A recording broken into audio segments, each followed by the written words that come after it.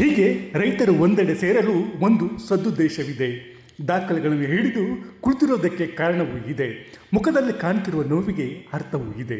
ಈಗಲಾದರೂ ಕಚೇರಿ ಅಲೆದಾಟಕ್ಕೆ ಬ್ರೇಕ್ ಬೀಳಬಹುದೆಂಬ ಸಣ್ಣ ಆಸೆಯು ಮನದ ಮೂಲದಲ್ಲಿ ಹರಡಿದೆ. ಅದೇ ಸಾಗುವಳಿ ಪತ್ರ. ಹ್ಯಾಂಡ್ಪೋಸ್ಟ್ನಲ್ಲಿ ನಡೆಯಿತು ಕ್ಷೇತ್ರ ಮಟ್ಟದ ವಕಾಲತ್ತು. ಸಭೆಯಲ್ಲಿ ರೈತರು ಬಿಚ್ಚಿಟ್ಟರು ತಮ್ಮ ನೋವು ಅಳಲು. ಕರ್ನಾಟಕ ಭೂ ಹಕ್ಕುದಾರರ ವೇದಿಕೆ ವತಿಯಿಂದ ಹೆಚ್ಡಿಕೋಟೆ ತಾಲೂಕಿನ ಹ್ಯಾಂಡ್ಪೋಸ್ಟ್ ಬಳಿ ಇರುವ ಉಪ ಕೃಷಿ ಉತ್ಪನ್ನ ಮಾರುಕಟ್ಟೆ ಪ್ರಾಂಗಣದಲ್ಲಿ ಕ್ಷೇತ್ರ ಮಟ್ಟದ ವಕಾಲತ್ತು ಕಾರ್ಯಕ್ರಮ ನಡೆಯಿತು. ಗುಂಡಿತೋಪು, ಗೋಮಾಳ, ಅರಣ್ಯ ಭೂಮಿಗಳಲ್ಲಿ ಬಗರ್ ಹುಕುಂ ಸಾಗುವಳಿ ಮಾಡಿಕೊಂಡು ಬರುತ್ತಿರುವ ರೈತರಿಗೆ ಸಾಗುವಳಿ ಪತ್ರ ನೀಡಲು ವಿಳಂಬ ಮಾಡುತ್ತಿರುವ ಕುರಿತು ಹಮ್ಮಿಕೊಂಡಿದ್ದ ಈ ಕಾರ್ಯಕ್ರಮದಲ್ಲಿ ಹೆಚ್ಡಿಕೋಟೆ ತಹಶೀಲ್ದಾರ್ ಶ್ರೀನಿವಾಸ್, ಸರ್ಗೂರ್ ತಹಶೀಲ್ದಾರ್ ಮೋಹನ್ ಕುಮಾರಿ ಭಾಗವಹಿಸಿದರು. ಸಭೆಯಲ್ಲಿ 2 ತಾಲೂಕುಗಳಿಂದ ಆಗಮಿಸಿದ ರೈತರು ಸಾಗುವಳಿ ಪತ್ರ ಪಡೆಯಲು ತಾವು ಅನುಭವಿಸುತ್ತಿರುವ ನರಕ ಯಾತನೆ ಬಿಚ್ಚಿಟ್ಟರು. ಅನಾದಿ ಕಾಲದಿಂದಲೂ ವ್ಯವಸಾಯ ಮಾಡುತ್ತಾ ಬರ್ತಿದ್ದು ಸಾಗುವಳಿಗಾಗಿ ಅರ್ಜಿ ಸಲ್ಲಿಸಿದ್ದೇವೆ. ಆದರೆ ಇಲ್ಲಿಯವರೆಗೂ ನಮಗೆ ಸಾಗುವಳಿ ಪತ್ರ ಸಿಕ್ಕಿಲ್ಲ. ಇದಕ್ಕಾಗಿ ಕಚೇರಿಗಳಿಗೆ ಅಲಿತಿದ್ದೇವೆ ಹೊರತು ಸಾಗುವಳಿ ಪತ್ರ ಸಿಕ್ಕಿಲ್ಲ ಅಂತ ತಮ್ಮ ನೋವು ಅಳಲು ತೋಡಿಕೊಂಡರು. ಭೂಮಿ ಎಷ್ಟಿದೆ ಅಂದ್ರೆ ಅರ್ಧ ಎಕರೆ, 3/4 ಎಕರೆ, 1 ಎಕರೆ, 2 ಎಕರೆ, 3 ಎಕರೆ ಒಳಪಟ್ಟೆ ಇರೋದು. ಎಲ್ಲ ಜೀತ ಕುಟುಂಬದಿಂದ ಜೀವನ ಮಾಡ್ಕೊಂಡು ಬಂದಿಲ್ಲ. ಅಲ್ಲಿ ಎಲ್ಲ ಸರ್ ಭೂಮಿ ಇಲ್ದೇನೆ ಈಗ ಅರಣ್ಯ ಇಲಾಖೆ ಹೇಳೋದು ಈ ಸಣ್ಣ ವಿಷಯಕ್ಕೆ ಅಲ್ಲಿ ಗಂಟ ಹೋಗಿದ್ರ ನಾವೇ ಸಾಲ್ವ್ ಮಾಡ್ಬಿಡ್ತೀವಿ. ಅವ್ರು ಟ್ರಾನ್ಸ್ಫರ್ ಆಗೋದು ಮತ್ತೆ ಮಹೇಶ್ ಅಂತ ಬಂದ್ರು, ಅವ್ರ ಹತ್ರ ಹೋಗಿ ಡಿ ಸಿ ಹತ್ರ ಫೋನ್ ಮಾಡಿಸ್ತು, ಈ ಇಲಾಖೆ ಇದಾರೆ ನಮ್ಗೆ ಏನಾಗಿದೆ ಅಂತ ಅವ್ರು ಹೇಳ್ತಾರೆ. ಇಲ್ಲ ಸರ್ ನೀವು ಹೇಳ್ಬಿಟ್ಟಿದ್ದ ಮಾಡ್ಕೊಡ್ತೀವಿ ಅಂತಾರೆ. ಅವರು ಒಂದು 15-20 ದಿನ ಅವ್ರು ಕೈತಾರೆ. ಆಮೇಲೆ ಸಾಗುವಳಿ ಪತ್ರಕ್ಕಾಗಿ ಸಲ್ಲಿಸಿರುವ ಅರ್ಜಿಗಳಲ್ಲಿ ಅದೆಷ್ಟು ಅರ್ಜಿಗಳು ವಿಲೇವಾರಿ ಆಗಿಲ್ಲ, ಕಾರಣವನ್ನು ಕೂಡ ಕೊಟ್ಟಿಲ್ಲ. ಹೀಗಾದರೆ ರೈತರು ಹೇಗೆ ಸಾಗುವಳಿ ಪತ್ರ ಪಡೆಯಲು ಸಾಧ್ಯ ಎಂಬುದನ್ನು ಹಿರಿಯ ಪತ್ರಕರ್ತರಾದ ಬಿ.ಕೆ. ಮಹೇಶ್ ಅಡ್ತೋರೆ ಅವರು ತಹಸೀಲ್ದಾರ್ ಅವರ ಗಮನಕ್ಕೆ ತಂದರು. ಅದರಲ್ಲಿ 1388 ಮಾತ್ರ ನೀವು ಸಾಗುವಳಿ ವಿತರಣೆ ಮಾಡಿರುತ್ತದೆ. 14,834 ರಿಜೆಕ್ಟ್ ಆಗಿದೆ. 12 ಪೆಂಡಿಂಗ್ ಇದೆ. 50ರಿಂದ 12 ಪೆಂಡಿಂಗ್.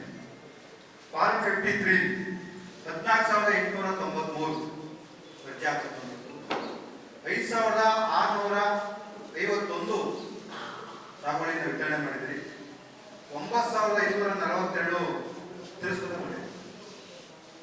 ಫಾರ್ಮ್ 57 11,616 ಅದರಲ್ಲಿ 98 ಮಾತ್ರ 98 ಇಷ್ಟು ಮಾತ್ರ ಕೊಟ್ಟಿರುತ್ತದೆ. 4,572 ರಿಜೆಕ್ಟ್ ಆಗಿದೆ. ಇದು ಯಾಕೆ? ಇನ್ನು ರೈತರ ಅಳಲನ್ನು ಸಮಾಧಾನವಾಗಿ ಆಲಿಸಿದ ಹೆಚ್ಡಿಕೋಟೆ ತಹಸೀಲ್ದಾರ್ ಶ್ರೀನಿವಾಸ್ ಸಾಗುವಳಿ ಪತ್ರ ನೀಡಲು ತಮಗೆ ಎದುರಾಗುತ್ತಿರುವ ಕಾನೂನು ಪ್ರಕ್ರಿಯೆಯನ್ನು ಎಳೆಯಾಗಿ ಬಿಚ್ಚಿಟ್ಟರು. ಫಾರಂ ನಂಬರ್ 50, ಫಾರಂ ನಂಬರ್ 53 ಮತ್ತು ಫಾರಂ ನಂಬರ್ 57ರಲ್ಲಿ ಇರುವ ಕಾನೂನು ಪ್ರಕ್ರಿಯೆಯನ್ನು ರೈತರಿಗೆ ಅರ್ಥವಾಗುವ ರೀತಿಯಲ್ಲಿ ವಿವರಿಸಿದರು. ಫಾರಂ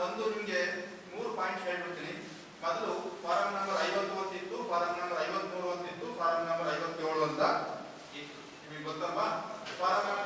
53ನಲ್ಲಿ ಏನಪ್ಪಾ ಅಂತಂದ್ರೆ ನಾವು ಗೋಮಾಳ ಜಮೀನು ಸಹ ಮಂಜೂರು ಮಾಡೋದಕ್ಕೆ ಅವಕಾಶ ಇತ್ತು ಅಲ್ವಾ? ಫಾರಂ ನಂಬರ್ 57ರಲ್ಲಿ ಗೋಮಾಳ ಜಮೀನ ಮಂಜೂರು ಮಾಡೋದಕ್ಕೆ ಅವಕಾಶ ಇಲ್ಲ. ಅದಕ್ಕೆ ನಾವೇನ್ ಮಾಡಬೇಕು? ಓನ್ಲಿ ಅಂದ್ರೆ ಕೇವಲ ಖರಾಬ್ ಜಮೀನ ಮಾತ್ರ ಮಂಜೂರು ಮಾಡೋದಕ್ಕೆ ಅಂತ ಬಂತು. ಮೀಸಲು ಅರಣ್ಯ ವ್ಯಾಪ್ತಿ ಜಮೀನಿಗೆ ಸಾಗುವಳಿ ನೀಡಲು ಬರಲ್ಲ, ಆದರೂ ನಾವು ಸಹಾಯ ಮಾಡೇ ಮಾಡ್ತೀವಿ, ಕೈ ಕಟ್ಟಿ ಕೂರಲ್ಲ. ಇನ್ನು ರೈತರಿಗೆ ವಿಲನ್ ಆಗಿರೋದು ಅರಣ್ಯ ಇಲಾಖೆ. ಸಾಗುವಳಿ ಪತ್ರ ವಿತರಣೆ ವಿಳಂಬಕ್ಕೆ ಕಂದಾಯ ಇಲಾಖೆ ಜೊತೆಗೆ ಅರಣ್ಯ ಇಲಾಖೆ ಪ್ರಮುಖ ಕಾರಣವಾಗಿದೆ. ಅರಣ್ಯ ಇಲಾಖೆ ವ್ಯಾಪ್ತಿಗೆ ಬರುವ ಜಮೀನುಗಳಿಗೆ ಸಾಗುವಳಿ ಪತ್ರ ನೀಡಲು ನಮ್ಮ ವ್ಯಾಪ್ತಿಗೆ ಬರಲ್ಲ, ಆದರೂ ರೈತರಿಗೆ ಕಾನೂನು ರೀತಿಯಲ್ಲಿ ಸಹಾಯ ಮಾಡುವುದಾಗಿ ತಹಸೀಲ್ದಾರ್ ಶ್ರೀನಿವಾಸ್ ಭರವಸೆ ನೀಡಿದರು. ಮುಂದುವರೆದು ನಮ್ಮ ಹೆಚ್ಡಿಕೋಟೆ ಸರ್ಗೂರ್ನಲ್ಲಿ ಏನಪ್ಪಾ ಅಂತಂದ್ರೆ ಮ್ಯಾಕ್ಸಿಮಮ್ 55ಇಂದ 60% ನಾವು ಅರಣ್ಯ ಹೊಂದ್ಕೊಂಡಿದ್ದೀವಿ. ಉಳ್ಕೊಂಡಿರ್ತಕ್ಕಂಥದ್ದು 30-40% ನಾವು ಉಳುಮೆ ಮಾಡ್ತಾ ಇದ್ದೀವಿ. ನನಗೆ ಗೊತ್ತಿದೆಯೋ ಗೊತ್ತಿಲ್ವಾ ನನಗೆ ಗೊತ್ತಿಲ್ಲ.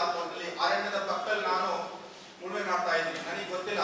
ಸುಮಾರು ವರ್ಷದಿಂದ ನಮ್ಮ ಅಪ್ಪ ಇರ್ಬೋದು, ನಮ್ಮ ತಾತ ಇರ್ಬೋದು, ಅತ್ತಿ ಮುತ್ತಾತ ಇರ್ಬೋದು ಜಮೀನು ಮಾಡ್ತಾ ಇದ್ದಾರೆ. ನಮಗೆ ಗೊತ್ತಿತ್ತಾ ಇದು ಅರಣ್ಯ ಬರ್ತದೆ? ನಮಗೆ ಗೊತ್ತಿತ್ತಾ? ಗೊತ್ತಿಲ್ಲ. ನಾವು ಉಳುಮೆ ಮಾಡ್ಬಿಟ್ಟಿದ್ದೀವಿ. ಆಯ್ತಾ? ಈಗ ನಾವು ಅದನ್ನ ಸಾಗುವಳಿ ಕೊಡೋದಕ್ಕೆ ಅಂತ ಹೋದ್ರೆ ಅರಣ್ಯವ್ರು ಏನ್ ಮಾಡ್ತಾರೆ? ಅದನ್ನ ಇದು ನಮಗೆ ನೋಟಿಫಿಕೇಶನ್ ಆಗಿದೆ, ನಮ್ಮ ಅರಣ್ಯ ಒಳಗೆ ಬಂದಿದೆ, ಹಾಗಾಗಿ ನನಗೆ ಮಂಜೂರು ಮಾಡೋದಕ್ಕೆ ಅವಕಾಶ ಇಲ್ಲ ಅನ್ನುವಂತ ಮಾತುಗಳನ್ನ ನಿಜವಾಗ್ಲೂ ಸಹ ಮಾನ್ಯ ಕಂದಾಯ ಮಂತ್ರಿಗಳು ಸಹ ಮೊನ್ನೆ ಒಂದು ಸೆಷನ್ ಅಲ್ಲಿ ಇದೇ ಚರ್ಚೆನ ಮಾಡಿದ್ದಾರೆ. ಅರಣ್ಯ ಇಲಾಖೆ ಒಂದು ಜಮೀನು ಬಿಟ್ಟು ಬಾಕಿಗೆ ನಾವು ಸರ್ಕಾರದಿಂದ ಖಂಡಿತವಾಗ್ಲೂ ಸಹ ಒಂದು ಅವಕಾಶನ ಮಾಡಿಕೊಡ್ತೀವಿ. ರೈತಾಪಿ ನಲ್ಲಿ ಯಾರು ಅರ್ಜಿಗಳನ್ನ ಹಾಕಿದ್ದಾರೆ ಅನ್ನುವಂಥ ಮಾತು ಸಹ ಅವರು ಹೇಳಿದ್ದಾರೆ. ಖಂಡಿತ. ಸೊ ಈಗ ನಮ್ಮ ಒಂದು ಪ್ರಸ್ತುತ ಏನಿದೆ ಅದು ಹೇಳ್ತಕ್ಕಂಥದ್ದು ಏನಪ್ಪ ಅಂತಂದ್ರೆ, ಈಗ ನಮ್ಮಲ್ಲಿ ನಾವು ಏನು ಸಾಗುವಳಿ ಕೊಡೋದಕ್ಕಿಂತ ಮುಂಚಿತವಾಗಿ ಯಾರ್ಯಾರು ಜಮೀನು ಉಳುಮೆ ಮಾಡ್ತಾ ಇದ್ರು, ಕಂಪ್ನಿನಲ್ಲಿ ಪಾಸ್ ಆಗಿತ್ತು, ಅವರಿಗೆ ನಾವು ಕನ್ಸರ್ನ್ ಯಾರಿಗೆ ಅರಣ್ಯ ಇಲಾಖೆಗೆ ಬರ್ತದೆ ಅವರಿಗೆ ನಾವು ಪತ್ರವನ್ನ ಬರೆದು ಯಾವ್ದು ಅರಣ್ಯ ಇಲಾಖೆಗೆ ಬರುವುದಿಲ್ಲ ಅಂತ ಒಂದು ಅವರು ನಮಗೆ ಅನುಮತಿನ ಕೊಟ್ಟು ಎಲ್ಲರಿಗೂ ನಾವು ಸಾಗುವಳಿನ ಕೊಡ್ತೀವಿ. ಇಲ್ಲಿ ಉಳ್ಕೊಂಡಿರ್ತಕ್ಕಂಥದ್ದು ಯಾವ್ದಪ್ಪ ಅಂತಂದ್ರೆ, ಯಾವ್ದಾದ್ರು ಅರಣ್ಯ ಇಲಾಖೆಗೆ ಬಂದ್ರೆ ಎಕ್ಸಾಂಪಲ್ ಆಗಿ ಹಂಪಾಪುರ ಹೋಬಳಿಗೆ ಬಂದು ಬೆಟ್ಟದಬೀಡು, ಕನೇನುಡಿ ಮತ್ತೆ ಕರಿಗಡ ಇದು 4 ನೋಟಿಫಿಕೇಶನ್ ಆಗಿದೆ. 4 ನೋಟಿಫಿಕೇಶನ್ ಆಗಿದೆ. ಅದೇನು ಅಂತಂದ್ರೆ ಅದು ರಿಸರ್ವ್ ಫಾರೆಸ್ಟ್ ಮೀಸಲು ಅರಣ್ಯ ಅನ್ನುವಂತ ಒಂದು ನೋಟಿಫಿಕೇಶನ್ಸ್ ಆಗಿದೆ. ಆ ಒಂದು ಜಮೀನಿಗೆ ನಾವು ಸಾಗುವಳಿನ ವಿತರಣೆ ಮಾಡೋದಕ್ಕೆ ಬರಲ್ಲ. ಅದು ನಮ್ಗೆ ಏನಪ್ಪಾ ಅನ್ನೋದು ಗೌರ್ಮೆಂಟ್ ಲೆವೆಲ್, ಸರ್ಕಾರ ಲೆವೆಲ್ ಆಗುವಂತಹ ವಿಚಾರಗಳು ಇಲ್ಲ. ಸೊ ಹಾಗಾಗಿ ನಮ್ಗೆ ಗೊತ್ತಿರಬೇಕು, ಯಾರಿಗೆ ಆ ಕಾನೂನು ಗೊತ್ತಿದೆ ಅದನ್ನ ಗೊತ್ತಿದ್ದವರಿಗೆ ನಾವು ಅವ್ರಿಗೆ ತಿಳುವಳಿಕೆ ಹೇಳುವಂತ ಕೆಲಸಗಳನ್ನ ನಾವೆಲ್ಲ ಮಾಡಬೇಕು. ಗಾಬರಿ ಆಗೋದು ಬೇಡ, ಹತಾಶರಾಗೋದು ಬೇಡ. ನೀವು ಯಾರು ಉಳುಮೆ ಮಾಡ್ತಾ ಇದ್ರ ಖಂಡಿತವಾಗ್ಲೂ ಸಹ ಅದು ಖರಾಬ್ ಜಮೀನಿದೆ ಅಂದ್ರೆ ಖಂಡಿತವಾಗ್ಲೂ ಸಹ ಅದಕ್ಕೆ ನಮ್ಮ ಕಡೆಯಿಂದ ಈಗ ಅದನ್ನ ಸಾಗುವಳಿನ ಕೊಡೋದಕ್ಕೆ ನಾವು ಖಂಡಿತವಾಗ್ಲೂ ಸಹ ನಿಮಗೆ ಸಹಾಯನ ಮಾಡ್ತೀವಿ. ಇಂಡಿಯಾ ಫಸ್ಟ್ ಟಿವಿ ವರದಿ ಪ್ರಸ್ತಾಪಿಸಿದ ತಹಸೀಲ್ದಾರ್. ಗುತ್ತಿಗೆ ಭೋಗ್ಯಕ್ಕೆ ಜಮೀನು ಕೊಡದಂತೆ ಶ್ರೀನಿವಾಸ್ ರಿಕ್ವೆಸ್ಟ್. ಇನ್ನು ಇದೇ ವೇಳೆ tahsildar Srinivas India first TV ವರದಿ ಪ್ರಸ್ತಾಪ ಮಾಡಿದರು. ಬೆಳ್ತೂರು ಗ್ರಾಮ ಪಂಚಾಯಿತಿ ವ್ಯಾಪ್ತಿಗೆ ಬರುವ ಮಾರನ ಅಡಿಯಲ್ಲಿ ಆದಿವಾಸಿ ರೈತನ 2 ಎಕರೆ ಜಮೀನನ್ನು ಗುತ್ತಿಗೆ ಪಡೆದು ಬಳಿಕ ಅವರ ಜಮೀನಿಗೆ ಬೇಲಿ ಹಾಕಿಕೊಂಡು ದುರಸ್ತಿಗೆ ಅರ್ಜಿ ಸಲ್ಲಿಸಿದ್ದನ್ನು ಪ್ರಸ್ತಾಪಿಸಿ ಯಾವುದೇ ಕಾರಣಕ್ಕೂ ರೈತರು ತಮ್ಮ ಜಮೀನನ್ನು ಗುತ್ತಿಗೆ ಭೋಗ್ಯಕ್ಕೆ ಕೊಡದಂತೆ ಮನವಿ ಮಾಡಿದರು. ನಮ್ಮ ಕೆಲವೊಂದು ರೈತರು ಏನ್ ಮಾಡ್ತಾರೆ ಅಂತಂದ್ರೆ ಆ ಜಮೀನ ಭೋಗಿ ಅಂತಂದ್ರೆ ಏನ್ ಹೇಳ್ತಾರೆ ಅದಕ್ಕೆ ವಾರ ಕೊಡ್ತಕ್ಕಂಥದ್ದು ಅಥವಾ ಬೇರೆಯವರಿಗೆ ಉಳುಮೆ ಮಾಡಕ್ ಕೊಡ್ತಕ್ಕಂಥದ್ದು, ಭೋಗಿ ಕೊಡ್ತಕ್ಕಂಥದ್ದು ಈ ರೀತಿ ಎಲ್ಲ ಮಾಡ್ತಾ ಇದ್ದಾರೆ. ಲಾಸ್ಟ್ ಮಾಡಿ ನನಗೆ ಕೊಡ್ತಕ್ಕಂಥ ಕೇಸ್ಗಳು ಯಾರಿಗೋ ಶುಂಠಿ ಬೆಳೆಗೆ ನಾನು ಕೊಟ್ಬಿಟ್ಟಿದ್ದೀನಿ ಸ್ವಾಮಿ, ನಮ್ಮ ಅಪ್ಪನ 4 ಎಕರೆ ಮಂಜೂರಾಗಿತ್ತು, ಶುಂಠಿ ಬೆಳೆಗೆ ನಾನು ಭೋಗಿ ಕೊಟ್ಟೆ ಅವ್ರಿಗೆ, ಈಗ ಅವನು ಬೇರೆ ಆಗಿಬಿಟ್ಟು ನಂದೇ ಜಮೀನು ಅಂತ ಹೇಳ್ಬಿಟ್ಟು ನನಗೆ ಭೂಮಿಗೆ ಹೋಗೋದಕ್ಕೆ ಅವಕಾಶ ಮಾಡ್ಕೊಡ್ತಿಲ್ಲ ಅನ್ನುವಂಥ ಮಾತುಗಳು ಸುಮಾರು ಬರ್ತಾ ಇದ್ದಾರೆ. ನಾನು ಇಷ್ಟೇ ಹೇಳ್ತಕ್ಕಂಥದ್ದು, ಭೂಮಿ ಕೊಟ್ಟಿರ್ತಕ್ಕಂಥದ್ದು ನಿಮಗೆ, ಸರ್ಕಾರ ನಿಮಗೆ ಕೊಟ್ಟಿರ್ತಕ್ಕಂಥದ್ದು ಏನಕ್ಕೆ ಅಂತಂದ್ರೆ ನೀವು ನಿಮ್ಮ ಫ್ಯಾಮಿಲಿ, ನಿಮ್ಮ ಕುಟುಂಬದೆಲ್ಲರೂ ಸಹ ಆ ಒಂದು ಜಮೀನಲ್ಲಿ ಎಷ್ಟು ಬೆಳೀತಾ ಅಷ್ಟನ್ನ ಬೆಳ್ಕೊಂಡು ಜೀವನ ಮಾಡಿ ಅನ್ನೋ ಉದ್ದೇಶಕ್ಕೋಸ್ಕರ ಕೊಟ್ಟಿರ್ತಕ್ಕಂಥದ್ದು.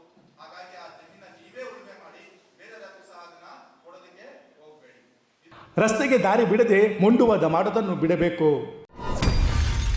ಹಿಂದುಗಡೆ ಜಮೀನನ್ನು ಅವರು ತಿರುಗಾಡಲು ರಸ್ತೆ ಬಿಟ್ಟು ಕೊಡಬೇಕು. ಇನ್ನು ಹಿಂದುಗಡೆ ಜಮೀನಿನವರು ತಿರುಗಾಡಲು ಮುಂದುಗಡೆ ಜಮೀನಿನವರು ರಸ್ತೆ ಬಿಟ್ಟು ಕೊಡಬೇಕು ಅಂತ ಉದಾಹರಣೆ ಸಮೇತ ತಹಸೀಲ್ದಾರ್ ಶ್ರೀನಿವಾಸ್ ರೈತರಿಗೆ ಅರ್ಥವಾಗುವ ರೀತಿಯಲ್ಲಿ ಹೇಳಿದರು. ಇನ್ನೊಂದು ಪಾಯಿಂಟ್ ಏನಪ್ಪಾ ಅಂದ್ರೆ ನನಗೆ ಬರ್ತಾ ಇರ್ತಕ್ಕಂಥದ್ದು ರಸ್ತೆಗಳ ಸಮಸ್ಯೆ. ರಸ್ತೆಗಳ ಸಮಸ್ಯೆ ಅಂತಂದ್ರೆ ಏನು, ಈಗ ಸಾಮಾನ್ಯವಾಗಿ ನನಗೆ ಒಂದು 10 ವರ್ಷದ ಹಿಂದೆ ನನಗೆ 4 ಎಕರೆ 30 ಎಕರೆ ಗುಂಟೆ ಒಬ್ಬರಿಗೆ ಮಿನಿಮಮ್ ಮಾಡಬೇಕು ಅಂತ ಇರ್ತಕ್ಕಂಥದ್ದು 4 ಎಕರೆ 30 ಗುಂಟೆ ಮಂಜೂರಾಯಿತು. ಮಂಜೂರಾದ್ಮೇಲೆ ನನ್ನ ಪಕ್ಕದಲ್ಲಿ ನಮ್ಮ ಅಧ್ಯಕ್ಷರು ಇದ್ರು, ಮೇಡಮ್ ಇದ್ರು, ಎಲ್ಲ ಇದ್ರು. ಅಂದ್ರೆ 100 ಎಕರೆ ಜಮೀನಲ್ಲಿ ನನಗೂ ಸಹ ಮಂಜೂರಾಯಿತು, ನಮ್ಮ ಪಕ್ಕದಲ್ಲಿರೋರಿಗೂ ಮಂಜೂರಾಯಿತು. ಅವಾಗ ನಮ್ಮ ಅಪ್ಪ, ನಮ್ಮ ತಾತ ಅಥವಾ ನಮ್ಮ ಮುತ್ತಾತ ಇದ್ದಾಗ ನಾವೆಲ್ಲ ಒಂಥರ ಅಂಟಂತ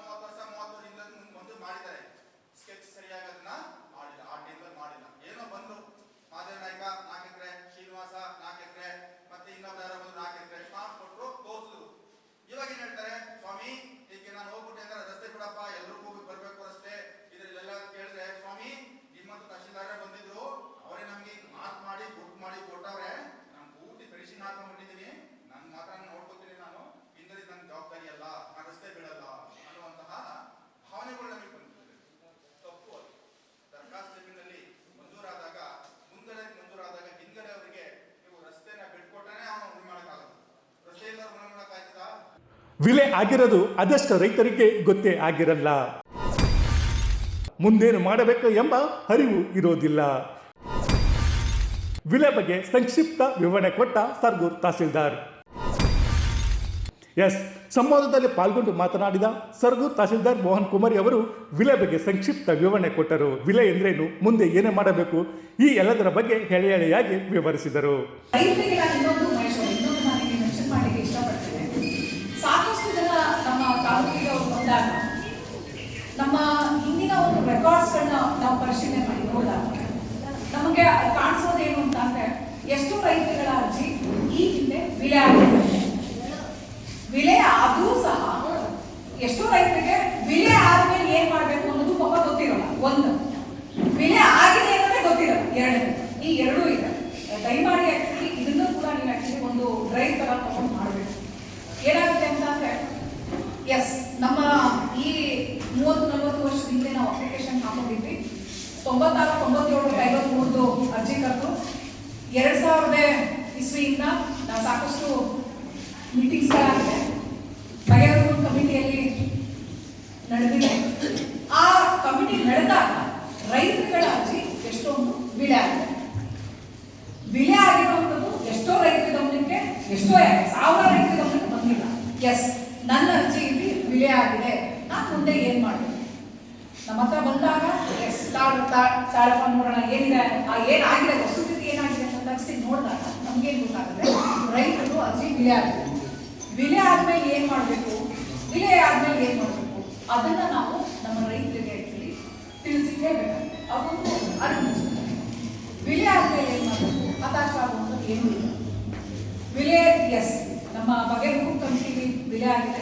ಒಂದು ಎಂಡೋರ್ಸ್ಮೆಂಟ್ನ ತಹಸೀಲ್ದಾರ್ ಆಫೀಸಲ್ಲಿ ತೆಗೆದುಕೊಂಡ ಆ ಎಂಡೋರ್ಸ್ಮೆಂಟ್ನ ಹೋಗಿ AC ಆಫೀಸಲ್ಲಿ ಒಂದು ಅಪೀಲ್ ಬಗೆಹರಿಸುವ ಕಮಿಟಿಗೆ ನಮ್ಮ ಅರ್ಜಿ ವಿಲೆ ಆಗಿದೆ, ನಾವು ನಿಮ್ಮಲ್ಲಿ ಅಪೀಲ್ ಮಾಡ್ಕೊತಾ ಇದ್ದೇವೆ, ನಮ್ಮ ಕೇಸ್ನ ಇದನ್ನು ನಡೆಸ್ಕೊಂಡು ನಮಗೆ ನ್ಯಾಯ ಕೊಡಿ ಒಂದು ಅಪೀಲ್ ಮಾಡ್ಕೊಂಡು ನೀವು ಅಪೀಲ್ ಮಾಡ್ಕೊಂಡಾಗ AC ಅವರು ನಮಗೂ ಸಹ ನೋಟಿಸ್ ಕೊಡ್ತಾರೆ, ತಹಸೀಲ್ದಾರ್ಗೂ ನೋಟಿಸ್ ಕೊಡ್ತಾರೆ. ಹೌದಪ್ಪ, ಇಲ್ಲಿ ವಿಲೆ ಆಗಿದೆ, ಇದಕ್ಕೆ ಸಂಬಂಧಪಟ್ಟಂತ ಡಾಕ್ಯುಮೆಂಟ್ಸ್ ತಗೊಂಡು ನೀವು ಕಚೇರಿಗೆ ಬರಬೇಕು. ಎರಡೂ ಕಡೆನೂ ಕ್ಲಿಯರ್ ಮಾಡಿಕೊಂಡು, ಎರಡೂ ಕಡೆನೂ ಕೇಳಿಕೊಂಡು ಸೂಕ್ತವಾದಂಥ ನಿಯಮಬದ್ಧವಾದಂಥ ಆದೇಶನ ನಾನು AC ಅವರು ಮಾಡ್ತಾರೆ. AC ಅವರು ಮಾಡಾದ್ಮೇಲೆ ಆ ಆರ್ಡರ್ನ ತೆಗೆದುಕೊಂಡು ಬಂದು ನೀವು ಮತ್ತೊಮ್ಮೆ ಬಗೆಹರಿಸುವ ಕಮಿಟಿಲಿ ನೀವು ಮತ್ತೊಂದು ಎಂಟ್ರಿ ಅಂತ ಹೇಳ್ಬೋದು ನಾವು ಮೈಸೂರೇ. ಅಂದ್ರೆ ಮತ್ತೊಮ್ಮೆ ನಿಮ್ಗೊಂದು ಅವಕಾಶ ಕೊಟ್ಟರು. ಓಕೆ, ವಿಲೆ ಆಗೋಯ್ತು. ಈ ಹಿಂದೆ 23 ವರ್ಷಗಳಿಂದ 2000 ಇಸ್ವಿಯಲ್ಲಿ ಮಾಡಿದಾಗ ಅದು ವಿಲೆ ಆಯಿತು, ರಿಜೆಕ್ಟ್ ಆಗ್ಬಿಟ್ಟು ರೈತರ ಗಮನಕ್ಕೂ ಬರಲಿಲ್ಲ. ಆದ್ರೆ ಮತ್ತೊಮ್ಮೆ ಅಪೀಲ್ ಹಾಕೊಂಡಾಗ ನಮಗೆ ಒಂದು ಚಾನ್ಸ್ ಸಿಕ್ತು.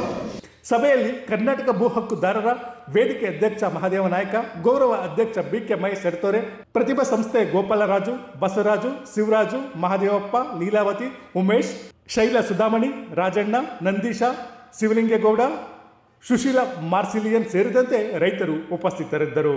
ಒಟ್ಟಿನಲ್ಲಿ ಮುಂದಿನ ದಿನಗಳಲ್ಲೇ ಆದರೂ ರೈತರಿಗೆ ಸಾಗುವಳಿ ಪತ್ರ ಸಿಗುತ್ತಾ ಕಾದು ನೋಡಬೇಕಾಗಿದೆ. HD ಕೋಟೆಯಿಂದ ಶ್ರೀಕಂಠ ಈಶ್ವರ್, ಇಂಡಿಯಾ ಫಸ್ಟ್, ನಿರ್ಭೀತಿಯಿಂದ ನಿಮಗಾಗಿ. ಇಂತಹ ನೈಜ, ಇಂಟ್ರೆಸ್ಟಿಂಗ್ ಹಾಗೂ ಕ್ಯೂರಿಯಾಸಿಟಿ ಸುದ್ದಿಗಳು ನಿಮಗೆ ಸಿಗಬೇಕು ಅಂದರೆ ಇಂಡಿಯಾ ಫಸ್ಟ್ TV ಸಬ್ಸ್ಕ್ರೈಬ್ ಮಾಡಿ. ಒಂದು ಲೈಕ್ ಕೊಟ್ಟು ವಿಡಿಯೋ ಶೇರ್ ಮಾಡುವ ಮೂಲಕ ನಮ್ಮನ್ನು ಮತ್ತಷ್ಟು ಪ್ರೋತ್ಸಾಹಿಸಿ. ಇಂಡಿಯಾ ಫಸ್ಟ್, ನಿರ್ಭೀತಿಯಿಂದ ನಿಮಗಾಗಿ.